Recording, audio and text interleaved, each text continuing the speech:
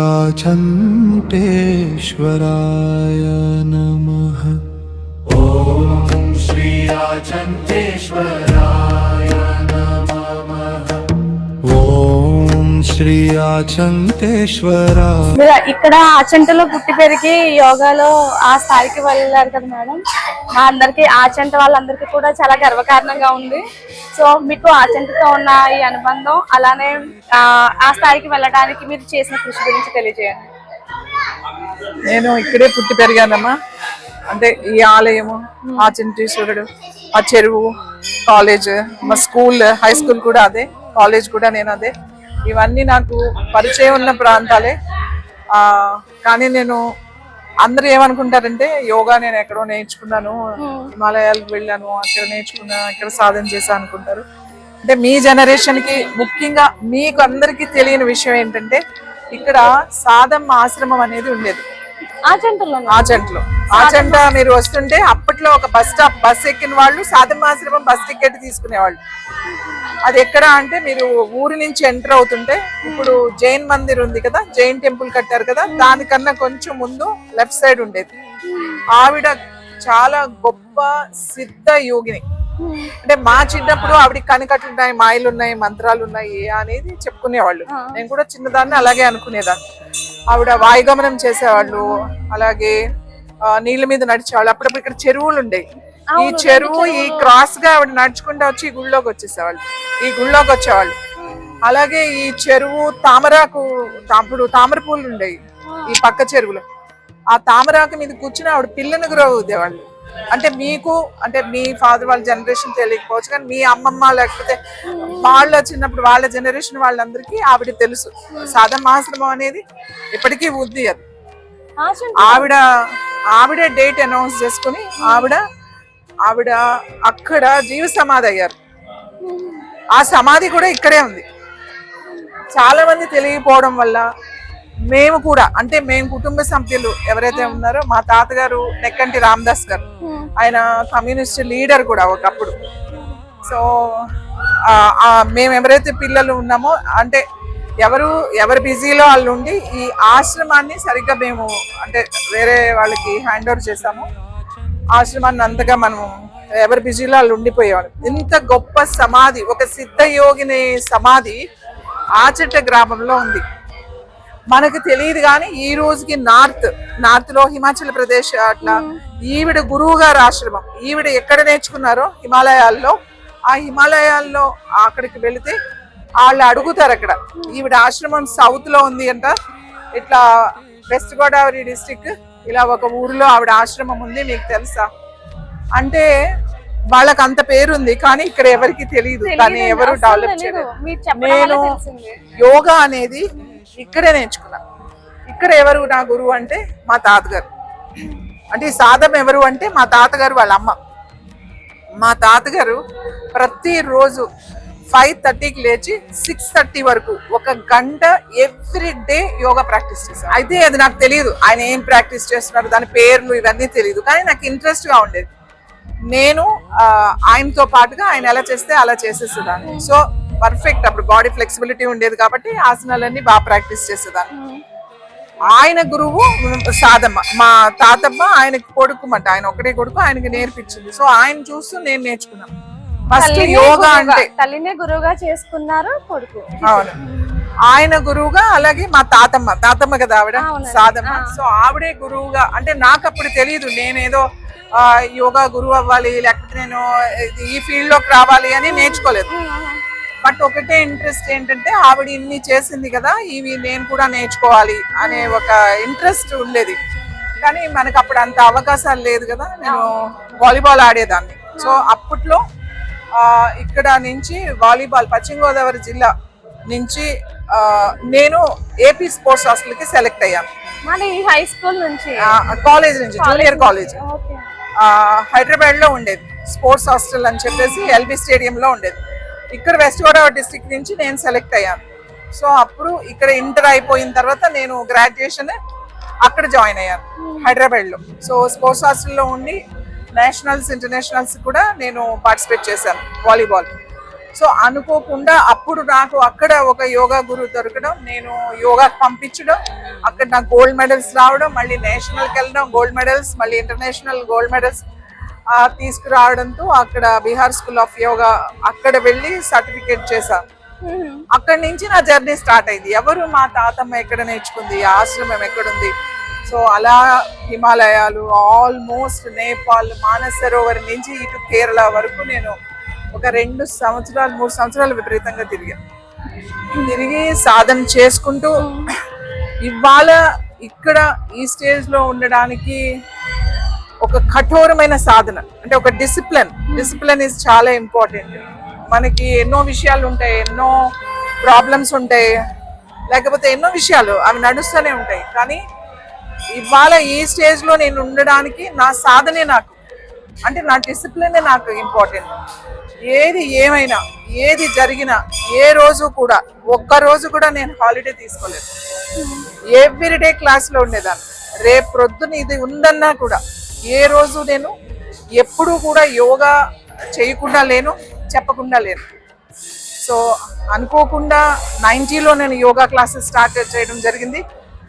అప్పట్లో డాక్టర్సే నా దగ్గరికి పంపించేవాళ్ళు, మీరు ఆవిడ దగ్గరికి వెళ్ళండి, చిన్న ఇష్యూకి ఆవిడ చాలా బాగా చెప్తారు అని. సో వి డెవలప్, నేను యోగాని ఒక థెరపీ లాగా తీసుకొచ్చాను. సౌత్ ఇండియాలో, నాట్ సౌత్ ఇండియా, ఇవాళ ఇండియాలో ఒక్క యోగా థెరపీ సబ్జెక్ట్ ఉండి ప్రాపర్గా ఎవరైనా నేర్చుకోవాలనుకుంటే ఈవెన్ ఒక 13 కంట్రీస్ నుంచి స్టూడెంట్స్ నా దగ్గరికి వస్తారు టీచర్ ట్రైనింగ్ చేయడానికి. Arun yoga training research institute, Atri అంటారు. అత్రి అంటే ఇవాళ సబ్జెక్ట్ కావాలి అని అంటే ఎక్కడికైనా సరే అరుణ్ యోగాకే వస్తారు. అలాగే AP or Telangana or Delhi, ఎక్కడి నుంచైనా ఒక ఇండియాలో ఒక సబ్జెక్ట్ ఉన్నది ఎవరు అని అంటే ఓన్లీ అరుణ్ యోగా అనేది ఆ స్థాయికి తీసుకొచ్చాం. ఈ స్థాయికి తీసుకురావడానికి ముఖ్యంగా మీకు తెలుసు, ఇక్కడ మన ప్రాంతంలో ఒక లేడీ, అంటే ఆడవాళ్ళని ఆ రోజుల్లో మిమ్మల్ని వాలీబాల్ పంపించారంటే అది చాలా గ్రేట్. అది మా తాతగారు, అంటే నేను ఫస్ట్ నుంచి నీ పర్సనాలిటీకి ఐపీఎస్ చాలా బాగుంటుంది, ఐఏఎస్ నువ్వు సివిల్స్కి వెళ్ళాలి, నువ్వు ఇంట్లో ఉండకూడదు, నువ్వు యాక్టివ్గా ఉంటావు, నువ్వు ఎనర్జెటిక్గా ఉంటావు, నువ్వు బయటికి వెళ్ళు అని నాకు ఒక సపోర్ట్ ఇచ్చింది మా తాతగారు. సో మా అమ్మమ్మకి ఇష్టం లేదు, ఎవరికి ఇష్టం లేదు, అయినా కూడా ఆ టైంలో నన్ను బయటికి పంపించారు. అందరూ ఒకలాగా పెంచారు, నన్ను వేరేలాగా పెంచారు. అమ్మాయిని చదువుకే బయట ఊరు పంపించని రోజులు కదా మేడం? అవును. అయితే మిమ్మల్ని అంటే వాలీబాల్ గేమ్ కి, స్పోర్ట్స్ కి పంపించారంటే చాలా గ్రేట్. అప్పుడు చాలా గ్రేట్. ఆ టైంలో నన్ను ఇలాంటి ఊర్లో కాలేజ్కి వెళ్ళేటప్పుడు వచ్చేటప్పుడు కూడా ఎవరినో ఒకళ్ళని ఇచ్చి పంపించేవాళ్ళు. ఎవరో ఒకళ్ళు మూవీకి వెళ్తే మళ్ళీ వెనకాల ఎవరో ఒకళ్ళు వచ్చేవాళ్ళు. అంత స్ట్రిక్ట్ గా ఉండేది. ఆడపిల్లలు పెద్దగా బయటకు. కానీ నా విషయంలో అలా లేదు. నాకు ఈ ఊరు ఒక మెమరీ మాట. అంటే నాకు ఈ ఊర్లో ప్రతి సందు, ప్రతి ఇల్లు, ప్రతి అంటే అసలు ఎవ్రీథింగ్ తెలుసు. ఎక్కడ ఏముంది అంటే ఇప్పుడు చాలా జనరేషన్ నాకు తెలియదు, ఇప్పుడు చాలా మార్పులు వచ్చినాయి. అయినా కూడా ఆచంట అంటే నేను కుర్తివెన్లో, మా నాన్నగారు వాళ్ళు కుర్తివెన్ను. సో 7th క్లాస్ వరకు అక్కడ చదువుకున్నాను, 8th నుంచి ఇక్కడ చదువుకున్నాను అమ్మమ్మ వాళ్ళ ఊర్లో. సో నేను ఏంటంటే అందరికీ చెప్పేది ఏంటంటే, కష్టాలు ఉంటాయి, సుఖాలు ఉంటాయి, దుఃఖాలు ఉంటాయి, ఎన్నో బాధలు ఉంటాయి అని అనుకుంటారు అందరూ. ఇది లేకపోతే జీవితమే లేదు, ఇది లేకపోతే లైఫే లేదు. ఇవన్నీ ఉంటేనే ఒక జీవితం. యోగా అంటే ఆసనాలు అనుకోవద్దు, యోగా అంటే ధ్యానం అనుకోవద్దు, యోగా అంటే ప్రాణాయామం అనుకోవద్దు, యోగా అంటే అది ఎక్సర్సైజ్ అనుకోవద్దు. యోగా అంటే ఒక కంప్లీట్, ఒక పూర్ణం అంటామంట. ఒక కంప్లీట్, మన జీవితం కంప్లీట్ కావాలి అంటే పూర్ణ స్థితికి రావాలి. ఈ పూర్ణ స్థితికి రావాలి అని అంటే యోగానే మార్గం. యోగ మార్గంలో నుంచి వెళ్ళిన వాడే భక్తి మార్గంలోకి వెళ్ళగలుగుతాడు. ఆధ్యాత్మికత అనేది మీరు తెలుసుకోవాలి అని అంటే ఖచ్చితంగా మీరు యోగ మార్గంలోకి రావాలి. యోగా అంటే ఆసనాలు ఒక్కటే కాదు, ఆసనాలు ఒక బేస్. మనం దేన్ని ఆధారపడి నిలబడ్డాం? భూమిని ఆధారంగా చేసుకుని నిలబడ్డాం. కానీ ఈ భూమి దేనిని ఆధారంగా చేసి నిలబడింది? దానికి ఎటువంటి ఆధారం లేదు. ఎటువంటి ఆధారం లేకపోయినా ఈ భూమి స్పేస్ లో దాని చుట్టూ కక్ష తప్పకుండా తిరుగుతుంది. అదే భూమిని మనం ఆధారం చేసుకుంటూ మనం ఇష్టం వచ్చినట్టు తిరుగుతున్నాం, మనకు ఒక కక్ష లేకుండా తిరుగుతున్నాం. ఈ భూమి ఎలా ఆధారం చేసుకుని ఇవాళ మనం నిలబడ్డామో, యోగాలో ఆసనాలే మన ఆధారం. మన వెన్నెముక నిటారుగా పటుత్వంతో ఉండాలి అని అంటే ఆసనాల ద్వారానే జరుగుతుంది. మనం ఇవాళ శివాలయంలో ఉన్నాం. శివుడు అంత ఎనర్జెటిక్ ఎలా అయ్యాడో మీకు తెలుసా? ఆయన ఆది యోగి అని చెప్తాం. కింద ఉన్న ఎనర్జీని పైకి తీసుకెళ్ళి ఆయన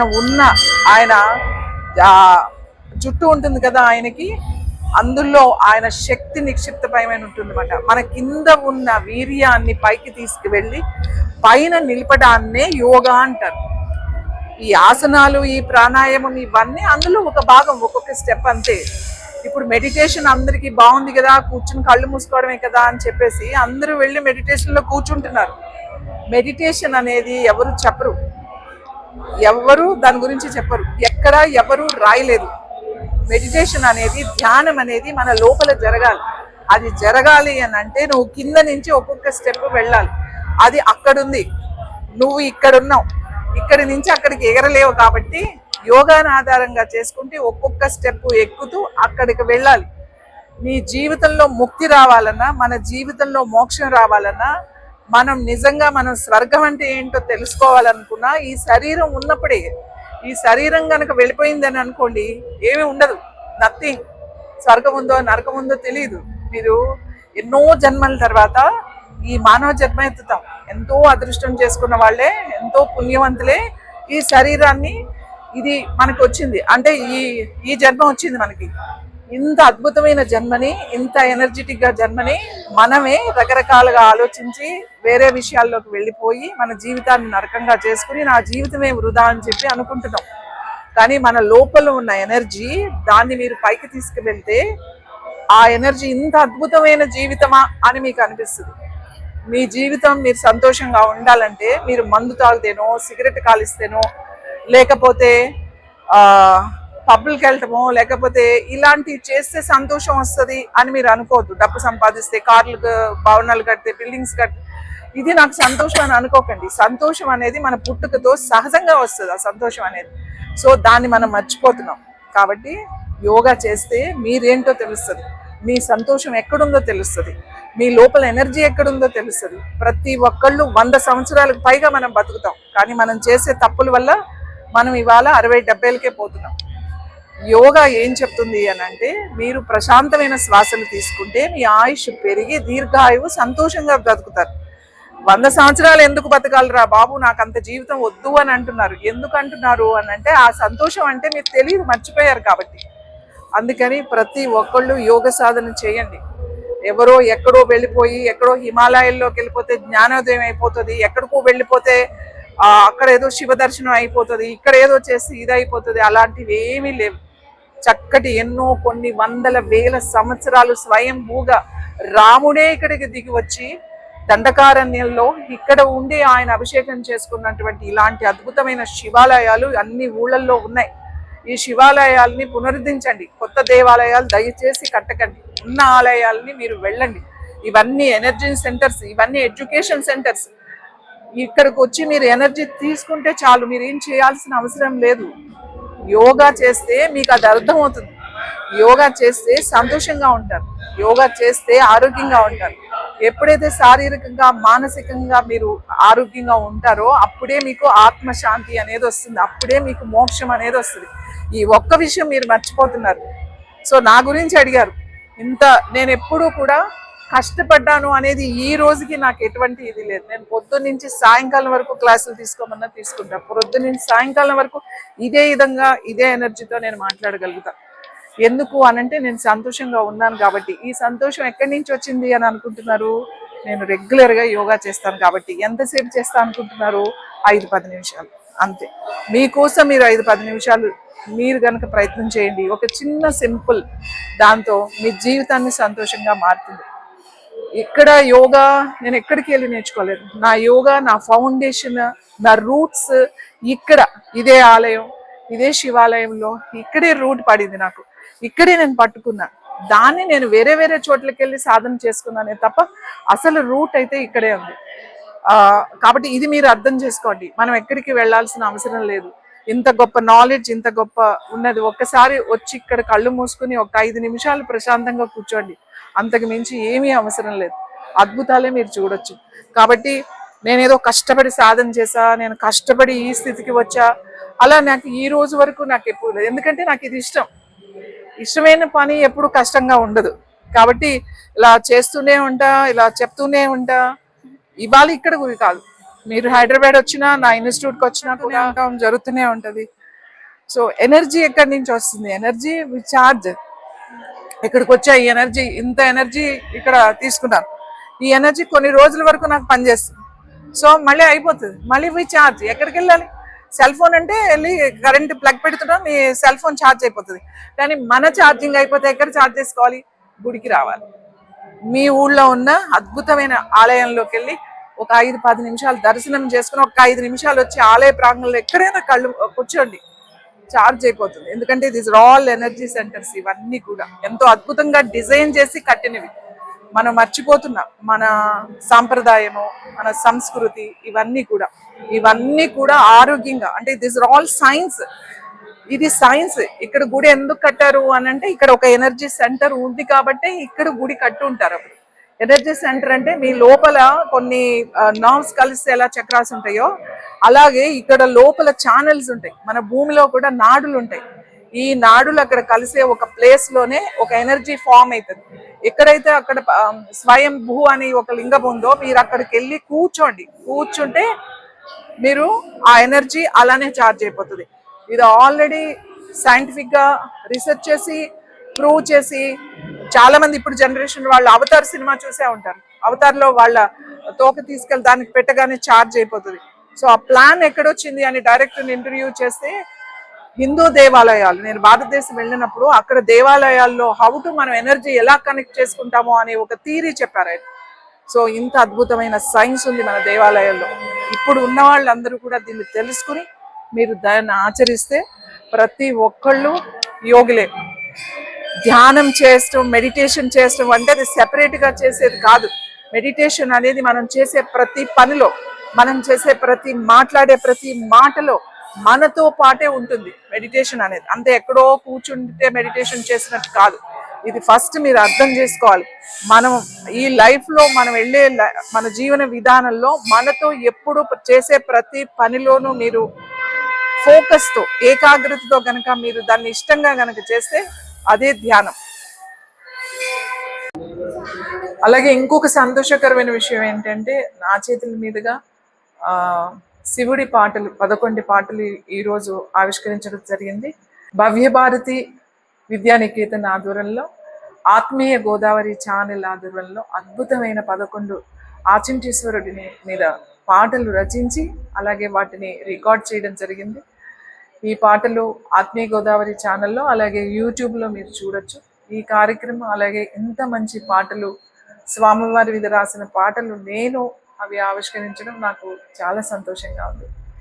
ఇంకా ఇలాంటివి ఎన్నో రచించాలని ఆత్మీయ గోదావరి ఛానల్ వాళ్ళని అలాగే భవ్యభారతి విద్యానికేతన్ వాళ్ళకి ఆచంటీశ్వరుడు ఆశీస్సులు ఇవ్వాలని కోరుకుంటున్నాను.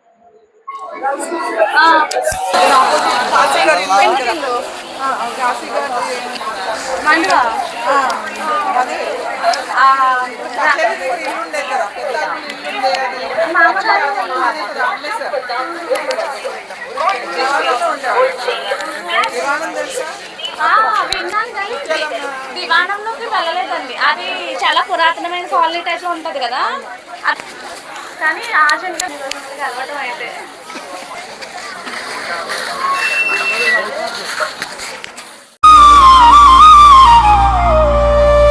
గోదావరి ఛానల్ను సబ్స్క్రైబ్ చేయండి, లైక్ చేయండి, షేర్ చేయండి.